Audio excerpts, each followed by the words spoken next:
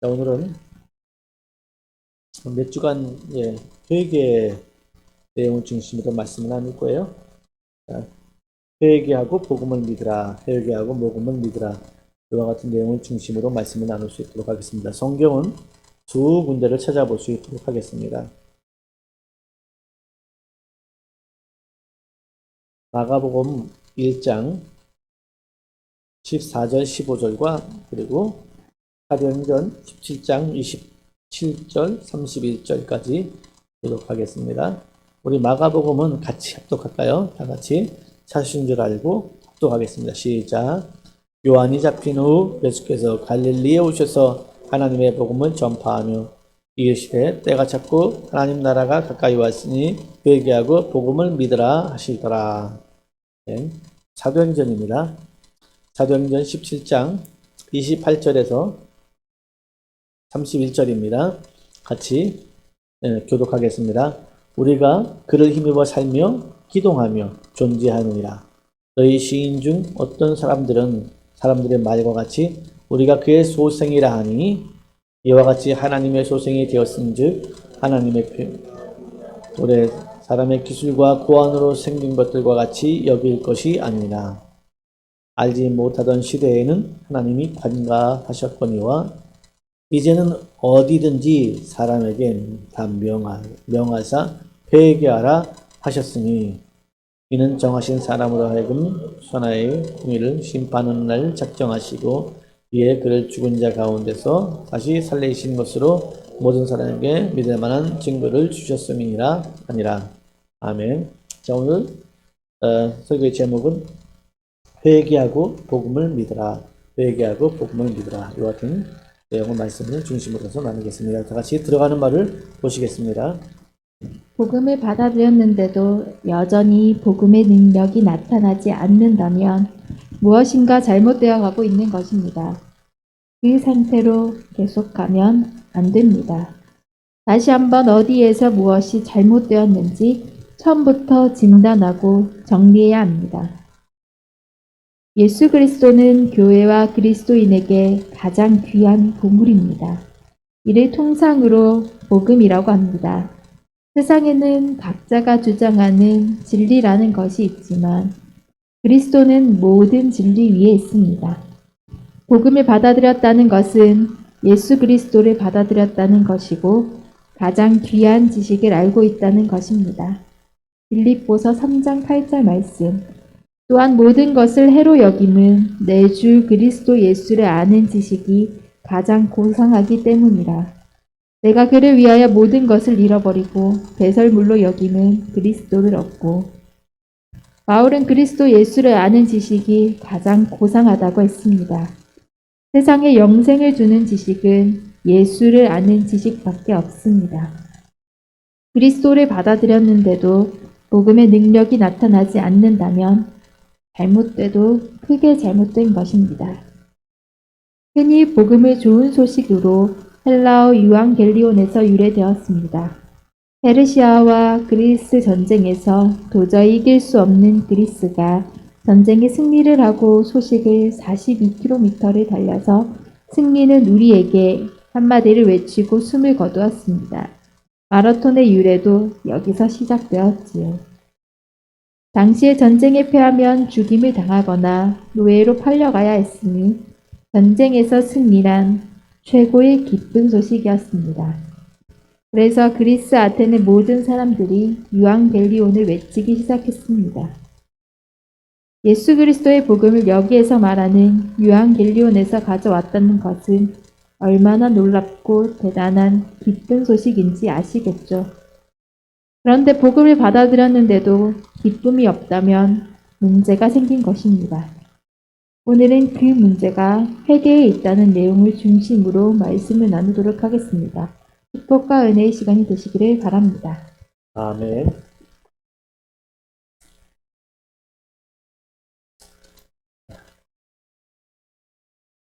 페르시아의 10만 대군과 그리스의 1만 군사, 10만 대군하고 1만 명하고 싸웠으니 당연히 10만 명이 이겨야 되죠. 그러니 이 그리스 아테네 이 사람이 왕 같은 모든 사람들은 얼마나 마음을 졸이고 있었겠습니까? 전쟁의 그 결과를 기다리고 있는 거예요. 그런데 그래서 역전이 일어났어요. 10만 대군이 패하고 1만 명 그리스도 아테네 군사가 승리를 한 겁니다. 이걸 너무나 기쁘잖아요. 그 고국에 기다리고 있는 그 백성에게 이 소식을 알려주려고 한 병사가 뛰어갑니다.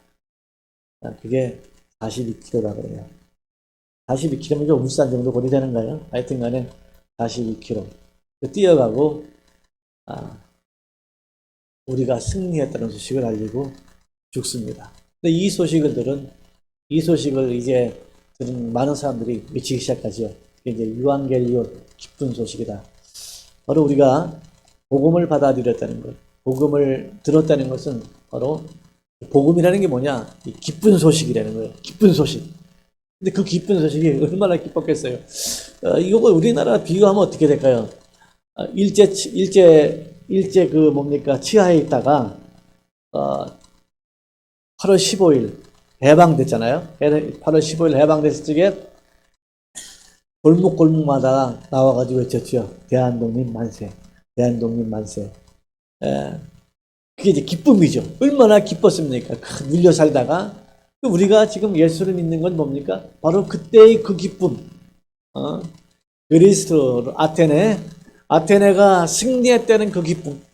한번 생각을 해보세요. 전쟁에서 패하면은 죽거나 뭐 노예로 팔려가는 거니 이거 얼마나 이 승리를 기대했겠어요. 고대했겠습니까? 그래서 여기서 나온 것이 이제 바로 이 복음이에요. 자, 그렇다면은 우리가 예수 그리스도를 복음으로 저와 여러분 다 믿잖아요. 예, 할렐루야. 우리는 예수를 다 믿는데 기쁨이 없어. 요즘에 나 예수 믿는데 안 기뻐. 우리 예수 믿는데 교회 다니고 예수 믿는데 30년 됐고 20년 됐고 15년 됐고 요즘에 기쁨이 자꾸 이제 소멸되는 것 같아. 그냥 가면 안 돼요. 멈춰야 합니다. 여기서 진단해야 합니다. 할렐루야. 진단해야지 기쁨이 없는데도 계속 나는 그냥 이렇게 그냥 끌려가면 안 돼요. 여기서 점검을 해가지고 다시 한번 구원의 기쁨을 회복하는 역사가 있어야 하겠습니다. 음식을 먹다 보면 이제 궁합이 맞는다는 거예요. 궁합이라는 걸 세상에 들어봤죠? 뭐 결혼한다 그래도 세상에서는 궁합을 보잖아요. 저 결혼할 때 궁합을 받겠습니까? 안 받겠습니까? 나는 안 받지만 처갓집에서 제 갖다가 봤다 해요. 궁합을 봤는데 안 맞는다 그럽니다. 어떻게 그렇게 잘 아는지 궁합을 봤는데 안 맞는데요. 안 맞을 뿐더러 어떻게 되냐면 나랑 결혼하면은 이게 영이죠. 영이가 죽는다고. 결혼을 안 시키려고 나랑 결혼하면 죽는다고. 저 사람이 죽는다고 이렇게 처갓집에서 얘기를 했다 그러더라고요. 누가 궁합을 받는지 모르겠습니다. 그런데 세월이 흘러서 죽는다 그랬던 사람은 다 죽고 죽어야 될 사람은 안 죽고 저렇게 살아 있습니다. 세상에는 이렇게 궁합이라는 게 있는데 음식도 궁합이 있다는 거 아시죠? 음식도 제가 이제 요즘에 고구마를 구워 먹으니까 고구마하고 뭐가 좋나 보니까 이제 유튜브에 좀 나와 있더라고요. 고구마하고 궁합이 있는 게 있더라고. 무엇하고 먹으면 더 좋냐? 그러니까 고구마하고 김치를 하고 이렇게 먹으면 맛도 좋지만 그게 이렇게 궁합이 잘 맞는다는 거예요. 그 몸에 그 영양분이 아주 100% 흡수가 된다 그러더라고요. 그래서 또 고구마하고 토마토하고 먹으면 좋대요. 또 고구마하고 우유하고 먹으면 그렇게 궁합이 좋다 그러더라고요. 이렇게 어떤 우리가 세상에서도 근데 뭡니까? 궁합이 안 맞는 음식을 먹고 탈이 나잖아요. 응? 뭐 먹고 뭘 먹었더니 몸에 탈이 났다. 문제가 생겼다. 이 궁합이 안 맞는 음식을 이렇게 먹었기 때문에 그렇다고 그러잖아요. 자, 그럼 이 궁합. 바로 우리가 복음을 받아들이는데 이렇게 설교를 듣고 우리가 누군가에게 복음을 제시하잖아요. 당신의 죄와 저주, 모든 질병을 예수님이 가져가셨어요. 예수님을 믿으십시오. 복음을 제시하는 거잖아요. 그래서 여기서 받아들이는 분이잖아요. 받아들이면 안 돼. 이렇게 받아들이면 안 된다는 거예요. 흔히들 교회 와서 왜 이렇게 발전이 없냐면은 복음을 받아들였는데 그런 식으로 받아들인 거예요. 제가 복음을 제시합니다.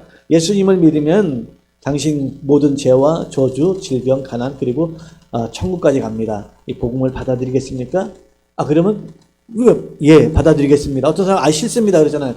근데 이런 식으로 복음을 받아들이면은 기쁨이 없다는 거예요.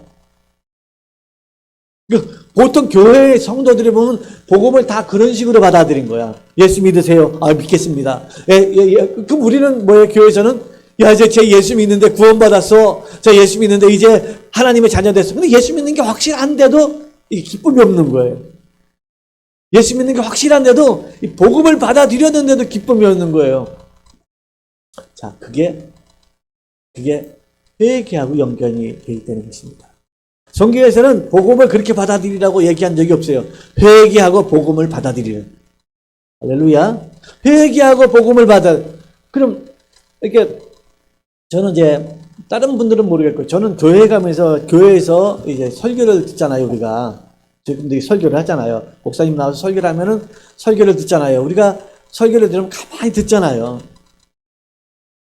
그냥 무턱대고 앉아있지 않잖아요. 그냥 와서 가만히 들어봅니다. 도대체 저 양반은, 저분은 어떤 소리를 하는가? 왜 사람들은 저 사람의 저 사람의 소리를 매 주일마다 또는 새벽 기도, 시간 날 때마다 저 얘기를 계속 듣나? 그리고 성경을 가지고 목사님은 성경의 말씀을 찾고 그리고 설교를 하고 그러잖아요.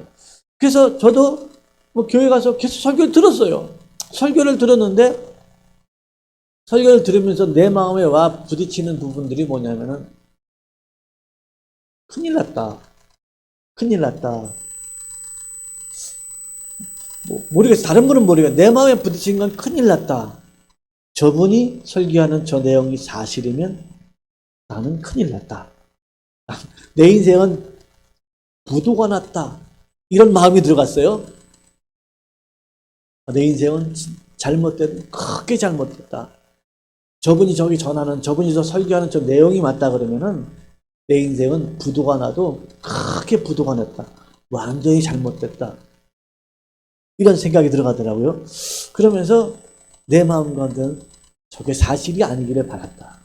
저분이 설교하는 저런 내용들이 천국이 있다는 것도 그렇고 영생이 있다는 것도 그렇고 하나님이 일단 모든 천지 만물을 지었다는 여기부터 저게 사실이 아니기를 난 사실이 아니기를 바라더라고요. 왜? 저게 사실이라면 내 인생은 큰 부도가 났다.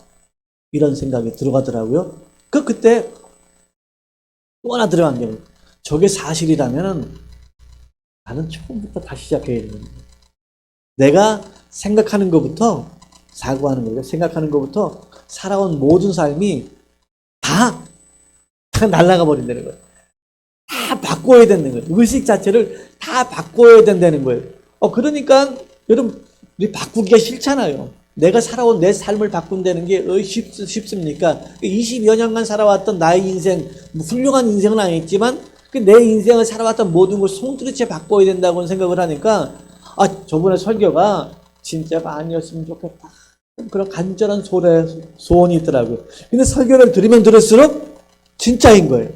설교를 들으면 들을수록 성경에 그랬죠. 참 진리는 힘이 있다 그랬잖아요. 거짓은 힘이 없고. 믿습니까? 그러니까는 이 설교를 계속 들으면 이게 진리니까 힘이 있으니까 자꾸 이게 물 밑듯이 나한테 이 말씀들이 밀려오는 거예요.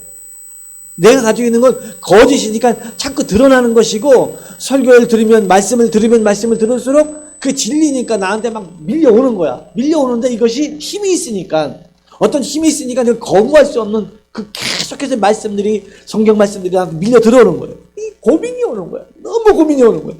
야, 이거 큰일 났다. 이 부도 났다. 이거 멈춰야 되는데 이거 안 되는데 그러면서 삶을 바꾸려고 그러는데 그게 우리 삶을 바꾼다는 게 쉽습니까? 안 쉽잖아요. 살 빼는 것만큼 힘들어요. 삶을 바꾼다는 건 살을 빼는 것만큼 힘들어요. 머리는 알면서 안 되잖아요. 사실 운동도 우리가 해보면 날마다 이렇게 해야 되지만 그게 한번 해보면 그게 쉽지 않습니다. 꾸준히 한다는 게, 꾸준히 이렇게 바꾼다는 게 안 쉬워요. 살 빼는 거랑 운동하는 거랑 똑같습니다. 그러니까 살 빼는 게 어려운 것만큼 운동하는 것도 그만큼 어려워요. 운동하는 것도. 그러니까 그러잖아요. 어떤 성인병 이런 모든 병들이 막 5kg, 10kg만 빼면 성인병 싹 날아간다 그러잖아요. 근데 그게 어디 쉽습니까? 일주일은 밤을 굶을 수 있지만 일주일 발 굶는다고 살은 빠지지만 그 다음날 회복됩니까? 다시 또 먹으면 그러니까 어떤 틀을 바꾸지 않으면은 이게 안 되는 거예요. 틀을 바꾸지 않으면은. 그래서 저는 이 복음을 받아들이면서 들으면서 고민했던 것이 이거 바꿔야 되는데 근데 바꾸기가 싫고 또 한 두 번 바꾸려고 노력했다가도 안 되고 막 이런 고민이 있더라고요. 그래서 많이 힘들고 어려웠습니다. 되게 오래 가더라고요. 그래도 어떻게 해요? 복음을 받아들여야죠. 받아들여야죠. 예, 바로 이 복음, 예수 그리스도, 할렐루야. 예수 그리스도가 이 복음의 핵심입니다. 예수 그리스도가 이 땅에 오셔서 복음의 핵심은 이 땅에 오셔서 죽으셨어요. 그리고 사흘 만에 부활하셨습니다. 아멘. 예, 죽으셨어요. 그리고 사흘 만에 부활하셨어요. 그리고 성령님이 오셨어요. 이게 복음이거든요. 그럼 죽으셨다는 게 뭐냐? 죽으셨다는 게 뭐냐? 죄라는 거예요.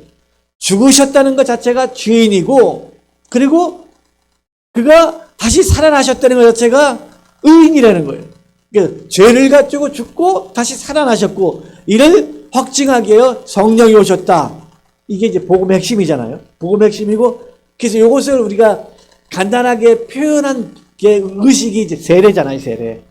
세례가 예수님이 죽으시고 그가 부활하셨습니다. 나는 거기에 연합합니다. 라고 하는 그 의식 자체가 요 세례거든요, 세례.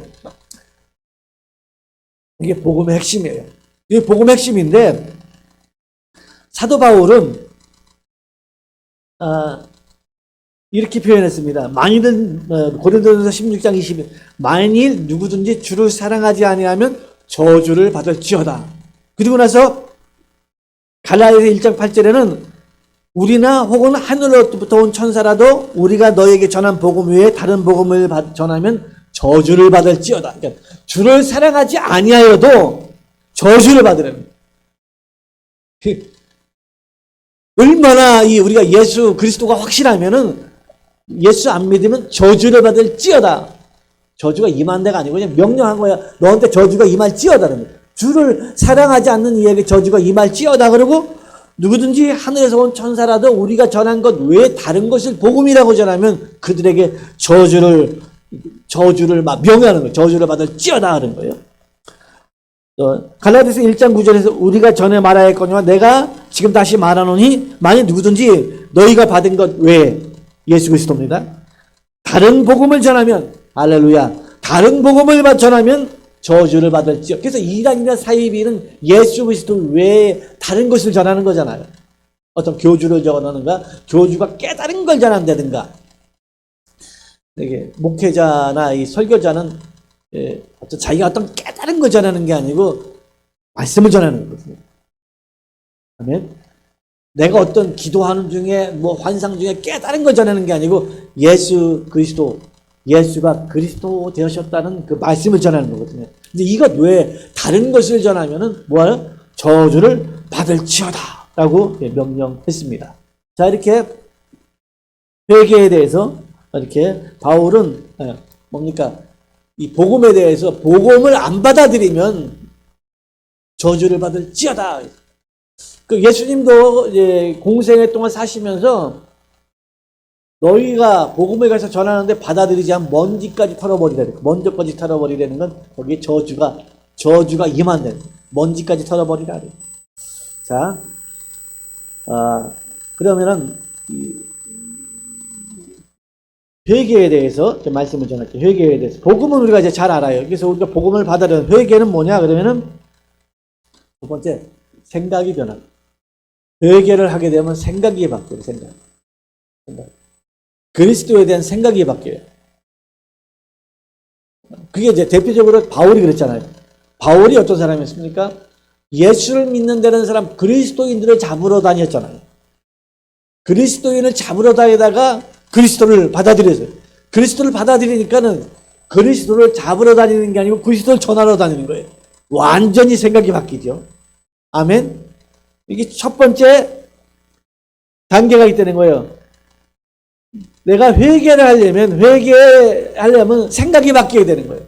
그러니까 제가 오늘 설교를 들으면서 자꾸 생각이 자꾸 바뀌는 거잖아요. 설교를 들으면, 이러면 내가 잘못 살았는데, 내가 살아온 거 지금 다 부도났는데, 자꾸 이 생각의 변화가 오는 거예요. 설교를 들으면서 또 말씀을, 그리스도를 받아들이기 전에 자꾸 이 생각이 많이 바뀌어야 되는 거예요. 생각이 바뀌지 않고 복음을 받아들이면 안 되는 거죠. 그리고 죄에 대해서 슬퍼한다. 죄를 슬퍼한다. 이게 이제 뭐냐면 히브리어로 낙함인데 깊이 숨을 쉰다. 깊이 숨을 쉰다. 이런 뜻을 가지고 있습니다. 그러니까 죄를 슬퍼한다는 게 깊이 숨을 쉰다. 깊은 숨을 쉰다라는 뜻을 가지고 있는데, 이게 성경에서 보면 세리가 기도하고 세리와 창기들이 기도하는 내용을 보면 누가복음 18장에 이렇게 말합니다. 세리는 멀리 있어서 감히 눈을 들어 하늘을 쳐다보지도 못하고 다만 가슴을 치며 이르되 하나님이여 불쌍히 여기소서 나는 죄인으로소이다 하였느니라. 나는 죄인입니다. 그 세리의 기도가 죄를 슬퍼하는 거예요. 그래서 예수님께서 바리새인과 서기관보다 오히려 저들에게 하나님의 나라가 더 가깝다. 그렇죠? 내가 너에게 이르노니 이제 이는 이에 저 바리새인이 아니고 이 사람이 의롭다 하심을 받고 그의 집으로 내려갔느니라. 무릇 자기를 높이는 자는 낮아지고 자기를 낮추는 자는 높아지리라. 그래서 첫 번째, 우리 회개하려면은 생각이 바뀌어야 돼. 생각이 안 바뀐 사람에게 계속 복음을 전해봐야 너무 힘든 거예요. 네. 그런데 이 복음을 받아들이기 전에 첫 번째 우리가 생각이 바뀌어야 되고, 두 번째 죄를 슬퍼해야 된다. 그래서 슬퍼한다는 게 뭐라고? 깊이 숨을 쉰다. 와, 이 죄, 어찌할 수 없는 이 죄. 그렇죠? 그리고 나서 3단계 뭡니까? 죄를 인정하고 고백해야 돼요.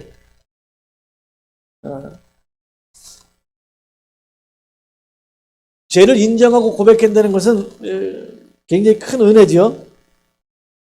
예, 저도 이제 교회에서 설교를 계속 듣는데 죄를 인정하는 게 참 오래 걸렸습니다. 누군가가 제 손을 잡고 당신은 죄인입니다 그랬을 때 기분 별로 안 좋잖아요. 기분 안 좋습니다. 여러분이 누가 어느 형제가 왔는데 형제는 죄인입니다. 느닷없이 이렇게 얘기하면 안 됩니다. 죄가 뭔지 가르쳐야지. 누가 왔는데 형제님 죄인입니다. 자매님 죄인입니다. 그 사실은 맞지만 이거 상당히 기분이 안 좋아요. 근데 저한테도 교회 가니까 자꾸 죄인이라 그러는데, 나는 인정하지 않는데 타인이 죄인이라 그러니까 굉장히 그 기분이 아주 안 좋더라고요. 안 좋아. 그래서 3단계 죄를 인정하고 고백해야 한다는 거예요. 그래서 이렇게 호세아서 14장에 이렇게 말합니다. 너는 말씀을 가지고 여호와께 돌아와서 아뢰기를 모든 불의를 제거하시고 선한 바를 받으소서. 우리가 수송아지를 대신하여 입술의 열매를 주께 드리나이다. 그리고 이제 요한 1서에서도 이렇게 말하죠. 저는 미쁘시고 의로우사 자기의 죄를 자백하면, 아멘. 자기의 죄를 자백하면 모든 죄에서 해방시켜 준다고 말씀했죠. 이렇게 해서 죄를 인정해야 되는 거예요. 그 다음에 회개가 뭐냐면 죄에서 돌이키는 것입니다. 돌이키는 것. 죄에서 이게 떠나는 거죠. 죄. 에스겔서 33장 11절에 보면 너는 그들에게 말하라. 주 여호와의 말씀이니라. 나의 삶을 두고 맹세하노니 나는 악인이 죽는 것을 기뻐하지 아니하고. 하나님은 악인이 그 악한 일로 죽는 것을 기뻐하지 않는다. 사람의 마음입니다. 저 악한 자는 권선징악이잖아. 저 악한 사람은 뭐 저주를 받으면 참 고소하다. 아유, 그럴 때 알아봤다 그러잖아요. 근데 하나님은 악인이 죽는 것을 기뻐하지 않는 거예요. 우리가 이 마음을 좀, 누군가가 여러분 삐뚤어진 사람이 망하는 걸 보고 기뻐하는 것은 하나님의 마음은 아니에요. 누가 진짜 뭐 하나님을 대적하다가 저주를 받았어. 근데 그 모습이 너무 기쁘다. 그건 우리는 하나님의 마음이 아닙니다. 하나님은 악인도 죽는 것을 기뻐하지 않는다. 놀랍죠, 하나님의 그 인애가. 그 하나님 뭘 기뻐하냐면 악인이 그의 길에서 떠나 사는 것을 기뻐하더라. 하나님은 악인이 그 악한 길에서 떠나서 사는 걸 기뻐하지, 악인이 저주받고 망하고 악인이 무너지는 것, 악인이 죽는 것을 기뻐하지 않는다는 거예요. 그러니까 하나님의 마음과 사람의 마음의 차이죠. 그리고 말합니다. 이스라엘 족수가 돌이키라. 그죠? 돌이키라. 이스라엘 자손아, 이스라엘 족수가 돌이키라. 너희 악한 길에서 떠나라. 어찌 죽고자 하느냐 하셨느니라. 이렇게 말씀하죠. 이렇게 하나님은 우리가 죄에서 돌이킬 적에 하나님 기뻐하시는. 할렐루야. 회개는 뭐라고요? 생각이 바뀌어야 되고, 죄에 대해서 깊은 숨을 쉬어야 되고, 그리고 죄를 인정해야 돼요. 그리고 자백해야 합니다. 난 죄인입니다. 나는 죄인입니다. 우리가 다윗이 하나님의 사랑을 받은 이유가 있죠. 죄를 자백하잖아요. 시편을 보면은 다윗이 그 죄 때문에 괴로워하는 모습들을 보시는가요? 조그만 우리아의 아내 바사베를 범하고 그 시편 52편을 쓰면서 그 죄 때문에 괴로워하는 다윗, 그리고 그 시편 전체적으로 흐르는 그 솟아오르는 그 죄의 소욕 때문에 막 탄식하며 기뻐하는 그 다윗. 그러니까 하나님은 죄를 인정하고 자백할 적에 기뻐하는 거예요. 우리가 이제 아이들이 자랄 적에 어머니 어른들이 매를 들잖아요. 딱 하나죠. 진짜 때리고 싶어서 때리는 게 아니잖아요. 나 우리 애 때리는 게 재밌어서 때리는 사람이 어디 있습니까? 딱 하나거든요. 죄를 인정하려는 거. 네 잘못한 걸 인정하고 돌이키려는 거거든요. 그게 이제 부모의 마음이잖아요. 하나님도 우리를 때리는 이유, 우리에게 징계를 주는 이유는 돌이키라고 주는 거거든요. 딱 한 이유, 다른 게 없어요. 돌이키라고 하는 거예요. 근데 마귀는 그 죄 때문에 완전히 망했다 그러는데 하나님 돌이키면 살려준다는 거예요. 할렐루야. 하나님은 언제든지 돌이키면 살려준다는 거예요. 이게 하나님의 사랑이죠. 초등학교에서 선생님이 초등학생한테 물었대요. 시온이나 이런 아이들한테, 엄마 아빠는 왜 너를 사랑하니? 대답을 뭐라 그럴게요? 사실 아이들이 내 애니까 키우지. 이러는데 솔직히 내 애니까 키우지. 남이 애 이렇게 그래서 남이 애를 갖다가 키우는 사람은 진짜 존경합니다. 와, 어떻게 자기 애를 물어볼게요. 애가 키울 존재입니까? 애가 키울 존재예요. 애 하나 키우는데요. 얼마나 그 아이가 자라면서 말썽을 많이 부리고 엄마 아빠 가슴을 그렇게 쥐뜯게 하는지 모릅니다. 머리 숙이지 않아도 될 상황에 애 때문에 머리 숙여야 될 상황이 오고요. 아니 보통 일이 아닙니다. 그래서 초등학생에게 물었다는 거예요. 너희 엄마 아빠는 왜 너를 그렇게 사랑하니? 대답을 뭐라 그럴게요? 그러게요. 대답이 그러게요. 이해할 수가 없는 거죠. 왜 엄마 아빠는 내가 이렇게 맨날 말썽도 부리고 내가 문제도 일으키고 내가 이렇게 훌륭하지도 않은데 말대꾸도 하고 맨날 돈 달라고 그러고 막 그러는데 엄마 아빠는 왜 사랑하지? 이해가 안 가는 거지. 초등학생도. 이렇게 해서 답이 자기 자신을 돌이켜보니까 그러게요. 하나님은 저 여러분을 왜 사랑해요? 그러게요. 아무 생각을 해보세요. 사랑받을 존재인가 하는 짓거리를 봐. 하나님은 그래도 저 여러분을 사랑해요. 왜 사랑해요? 그러게요. 그게 이제 부모지요. 창조주지요. 그게 창조주예요. 그게 부모예요. 그 이유가 없어요. 그게 무조건적인 사랑이에요. 사랑받을 만한 행동을 해서 사랑하는 게 아니고 하나님은 이렇게 무조건 사랑하는 거야. 아멘. 무조건 저와 여러분을 사랑하는 거예요. 그러니까 우리가 어제까지는 나쁜 짓 하고 돌아다녔다가 오늘 와서 엄마 정신 차려가지고 잘할게요. 그러면 예쁘잖아요. 우리 하나님도 똑같아요. 저와 여러분이 과거 어떻든 간에 정말 이제 정신 바짝 차리고 정말 하나님 내 말씀대로 살겠습니다. 이렇게 오면은 하나님은 너무 기뻐하는 거예요. 너무 기뻐하는 거예요. 자, 죄에서 돌이킨다. 그리고 자기 행위를 부인한다. 자기 행위를 부인한다. 자기 의와. 그러니까 나는 나 정도는 괜찮은 사람이야. 나는 그래도 세상에 쓸만해. 요게 이제 싸가지 없는 소리라는 거예요. 요게 이제 하나님이 볼 적엔 세상 하나님이 볼 적엔 쓸만한 존재가 없어요. 하나님이 볼 적에는 쓸만한 인간이 없어요. 하나님이 볼 적에는 쓸만한 존재가 하나도 없어요. 의인이 없나니 하나도 없다고 성경은 말씀하거든요. 의인이 없나니 하나도 없다 그러는데 나 정도는 그래도 뭐 사회에 유익을 준다고 쓸만하다고 이렇게 고백을 하면 안 된다는 거예요. 나는 전무하다. 나는 악한 존재입니다. 나는 정말 하나님 의로운 존재가 아닙니다. 죄인입니다라고 자기 행위를 부인하는 거예요. 이게 뭐라고요? 회개는 회개. 아멘. 그리고 여섯 번째로 뭐냐면 턴이죠, 턴. 하나님께 돌아선다. 하나님께 돌아선다. 하나님께 돌아선다. 자, 이사야 55장 6절 7절 이렇게 말합니다. 너희는 여호와를 만날 만한 때에 찾으라. 가까이 계실 때에 그를 부르라.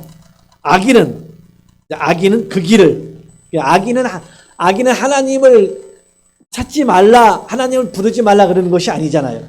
악인은 하나님을 부르지 마. 넌 악한 존재인데 하나님을 찾아. 그렇게 말하는 게 아니고 너희는 여호와를 만날 만할 때에 찾으라. 가까이 계실 때에 그를 부르라. 악인은 그 길을, 불의한 자는 그의 생각을 버리고, 악인은 그 길을 버리고, 악한 길을 가던 길을 버리고, 불의한 생각을 했던 사람은 그 생각을 버리고 여호와께 돌아오라. 아멘. 하나님은 의인만 찾는 게 아니고 악인과 악한 생각을 하는 사람은 그 생각을 버리고 여호와께 돌아오라. 아멘. 그리하면 그가 긍휼히 여기시리라. 아멘. 긍휼히 여기시리라. 긍휼은 뭐라고요? 부모가 자녀를 보는 그 사랑하는 눈빛입니다. 아멘. 부모가 자녀를 보는 사랑하는 눈빛으로 악인이, 불의한 자가 그 생각을 버리고 그 길을 버리고 돌이킬 적에 하나님은 그를 긍휼히 여기시라. 우리 하나님께 돌아오라. 그가 너희를 너그럽게 용서하시리라. 그래서 성경은 악한 길로 계속 가면 망한다는 거예요. 악한 길로 계속 가면 망하고, 악한 길로 갔던 사람도, 악인의 길에 섰던 사람도 돌이키면 하나님이 살려준다는 거예요. 아멘.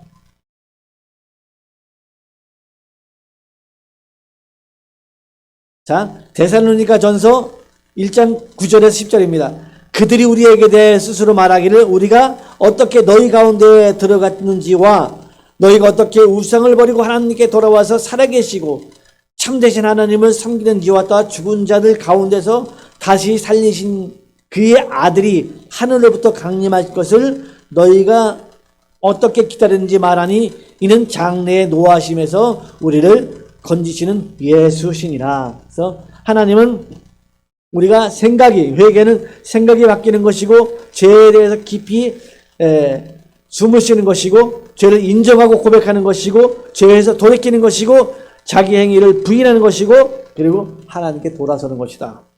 그 다음에 나오는 게 순종이 나와요. 절대적인 순종. 아멘. 이게 안 되면은 순종이 안 되는 거예요. 자꾸 하려고 그래 자꾸 걸리는 거예요. 절대적인 순종이 나오는 것입니다. 아멘. 자, 이렇게 오늘 본문은 우리가 마가복음 1장을 봤어요. 1장을 봤는데 예수께서 말씀하신 거예요. 복음을 믿으라. 복된 소식이죠. 바로 예수 그리스도. 세례 요한의 세례 요한의 회개도 있었어요. 1장에 보면은 2절에 보면 이렇게 말합니다. 선지자 이사야 그래 보라 내가 내 사자를 내 앞에 보내노니 그가 내 길을 준비하리라. 광야에 외치는 자의 소리가 있어 이르되 너희는 주의 길을 준비하라. 그가 오실 길을 곧게 하라. 기록한 것 같이 세례 요한이 광야에서 이르러 죄 사함을 받게 하는 회개의 세례를 전파하니, 이 세례가 세례 요한이 외치는 그 세례가 있었어요. 회개가 있었습니다. 그거 회개하고 예수님이 외치는 그 회개가 있었어요. 그런데 오늘 요한이 옥에 잡힌 후에 예수께서 이제 예수님의 세대가 됐잖아요. 시대가 됐잖아요. 예수께서 갈릴리에 오셔서 하나님의 복음을 전파하게 되시되 때가 찼고 하나님의 나라가 가까이 왔으니 뭐라고요? 회개하고 복음을 믿으라. 네. 굉장히 중요해요.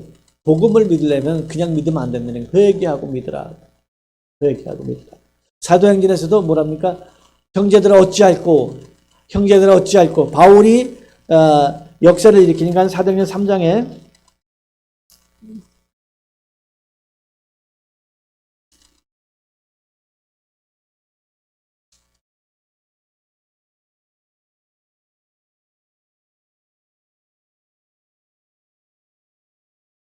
맞습니다. 2장 38절에 베드로가 이르되 너희가 회개하여 각각 예수 그리스도의 이름으로 세례를 받고 있는 거예요. 세례를 받는 게 그냥 세례를 받으라고 하지 않지. 회개하여 각각 예수 그리스도의 이름으로.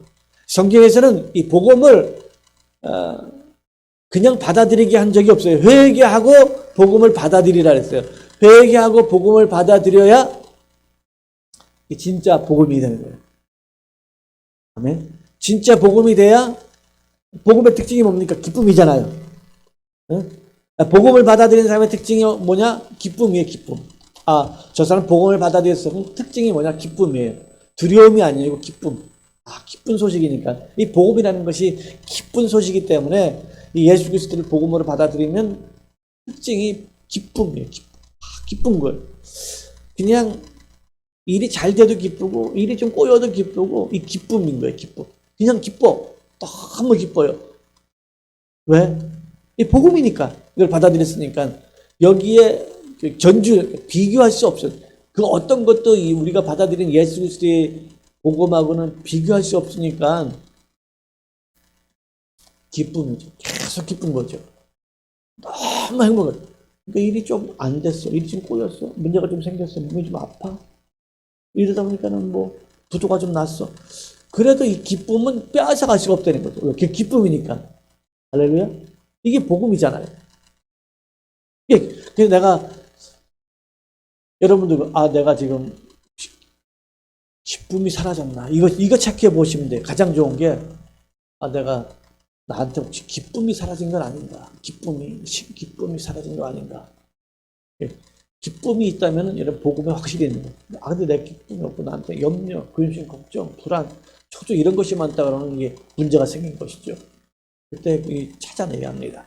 혹시 나는 어디에서 잘못됐나? 혹시 나는 나의 죄를 자백하지 않나? 아니면 나는 쓸만한 사람이라고 내 의를 주장하지는 않나? 혹시 나는 생각이 좀 변화되지 않은 게 아닌가? 혹시 나는 죄에 대해서 깊이 나아가진 않았나? 돌아서지는 않았나? 아니면 순종하는 삶을 살지 않았나? 순종하는 삶을 살지고 있지 않은가? 이런 체크를 해봐가지고 거기서 끄집어내야 합니다.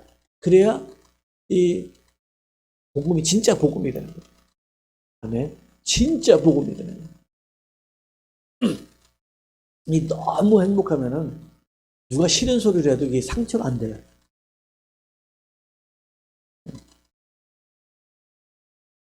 이 복음으로 행복하고 기쁨이 충만하면 누가 싫은 소리, 상처되는 소리를 해도 상처가 안 되는 거예요. 상처를 받았다는 것은 복음을 놓친 거예요.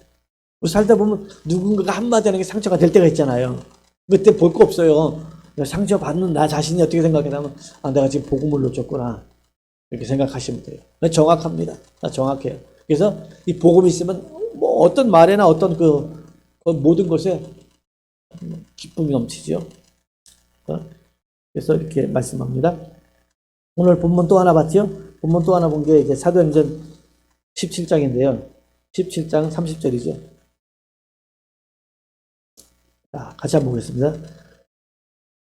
알지 못하던 시대에는 하나님이 관과하셨거든요. 지나쳤다는 거. 알지 못하던 시대에는 우상 숭배하는 거 그냥 지나쳤다는 거예요. 그거 뭐 그냥 넘어갔다는 거예요. 알지 못하니까 모르고 하는 짓이니까. 모르고 우리가 무당 찾아가고 모르고 절하고 모르고 이렇게 지나가니까는 이제는 그 모르고 지나갔을 때는 그냥 간과하셨다는 거예요. 그냥 지나쳤다는 거예요. 우리가 잘못을 할 적에 부모가 아이들을 혼낼 때 잘못을 할 적에 아무것도 모르는 아이가 잘못했을 적에는 그냥 앞으로 조심해 그러잖아요. 그렇죠? 너 잘해? 너 조심해 그러잖아요. 근데 알만한 놈이 그럴 적에 어떻게 해요? 알만한 놈이 그럴 적에 어떻게 해요? 진짜 화나잖아요. 알만한 놈이 그랬을 적에는 화가 나는 거야. 뭐 용서가 안 되는 거죠. 그러니까 우상 숭배하고 그랬던 거는 그러니까 우리가 예수 믿기 전에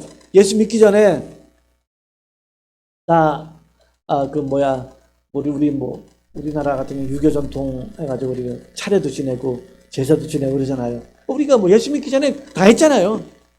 그죠? 예수 믿기 전에 뭐 어른들이 그렇게 해야 잘 된다고 그러고 그렇게 해야 좋은 착한 아들이라고 그렇게 해야 좋은 자손이라 그러니까는 우리가 예수 믿기 전에 다 우상 숭배하고 절하고 막 그랬잖아요. 뭐 우리가 절에 가서도 가고 몰랐으니까 알지 못했으니까 그때 하나님 그거 시비 걸지 않는다는 거예요. 알지 못했을 때 지나갔을 때는 하나님이 지나쳤다는 거예요. 그러나 이제는 어떻게 했다고요?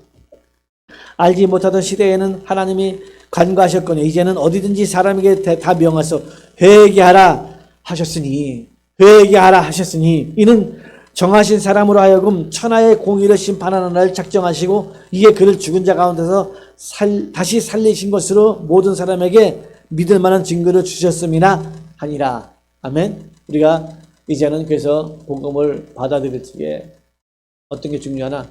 회개하고 예수를 믿는 게 중요합니다. 복음은 어떻게 받아들여요? 회개하고 받아들여요. 누가 그냥 예수 믿으라 그랬어요? 그래서 이 값싼 진리가 됐다는 거예요. 값싼 진리. 누가 그냥 예수 믿으라 그랬어요? 예수가 어떻게 십자가에서 죽으시고 부활하셨는데 그냥 누가 예수 믿으라 그랬어요? 돌이키라 그랬잖아요. 회개하라 그랬잖아요. 회개하고 예수를 믿으라 그랬지 누가 그냥 예수 믿으라 그랬습니까? 그냥 예수 믿으니까 문제가 생기는 거 아닙니까? 잘못 믿고 있는 거 아닙니까? 기쁨이 없는 거 아니에요? 성경은 말합니다. 돌이키라. 회개하고 복음을 믿으라. 네, 말씀을 정리합니다. 다른 성도님들, 우리가 가지고 있는 예수 그리스도는 최고의 지식입니다. 최고의 지혜입니다. 세상에 어떤 명약을 우리가 하다못해 뭡니까? 코로나 바이러스 이 백신을 만들어도 떼돈을 벌잖아요. 면역력이 좀 키운다고 백신을 만들어도 떼돈을 벌잖아요. 또 몸에 좋다는 거 왜 이렇게 비싸요? 뭐 생명을 죽을 걸 한 5년만 연장시켜줘도 이게 보통 값이 아니잖아요. 죽을 사람에게 이 약만 먹으면 당신 생명 5년만 연장됩니다. 그러면 돈 있는 사람 안 사 먹겠습니까? 그거 사 먹으려고 얼마나 많은 이 돈을 빌릴 수 있는 다 빌려가지고 안 사 먹겠습니까? 근데 그거 발견한 사람 뭐예요? 이거는 노벨상 받아야 된다. 그죠? 노벨상 받아야 되잖아요. 그런데 세상에 그런 지식을 가지고 있는 것도 놀랍다 그러는데 영원한 생명을 가지고 있는 지식을 가지고 있는 우리, 아멘? 우리가 가지고 있는 지식은 영생하는 지식을 가지고 있는데 세상에 돈을 좀 벌게 하는 것도 놀라운 지식이라고 그러고 세상에 어떤 유익을 줄 만한 어떤 업적을 남길 만한 내용을 남겨도 엄청난 지식이라고 그러는데 우리가 가지고 있는 지식은 영생하는 시간입니다. 확실히 믿습니까? 우리가 믿는 예수 그리스도는 저와 여러분 천국에서 영원히 살도록 해주시는 그 복음이 맞습니까? 얼마나 가지고 있는 게 우리가 가지고 있는 지식이 얼마나 높은 거예요. 오죽하면 바울이 예수 그리스도 아는 지식이 가장 고상한 지식이라 했잖아요. 그러니까 이것을 아는데 자기가 가지고 있는 모든 것을 자기는 배설물로 여긴다. 오히려 그것이 예수를 아는데 도움을 주지 못한다는 거예요. 그래서 그 모든 것을 배설물로 여기면 내가 그리스도 안에서 새롭게 발견되려 함이라 이렇게 말씀합니다. 사랑하는 성도님들, 우리가 가지고 있는 이 복음은 내가 가지고 있으니까 별게 아닌 게 아니고 여러분 가지고 있는 이것이 놀라운 것입니다. 최고의 복음입니다. 한 주간도 승리하시기를 주님 이름 축원합니다. 코로나가 재확산된다고 두려워할 거 없고요. 위축될 필요 하나도 없습니다.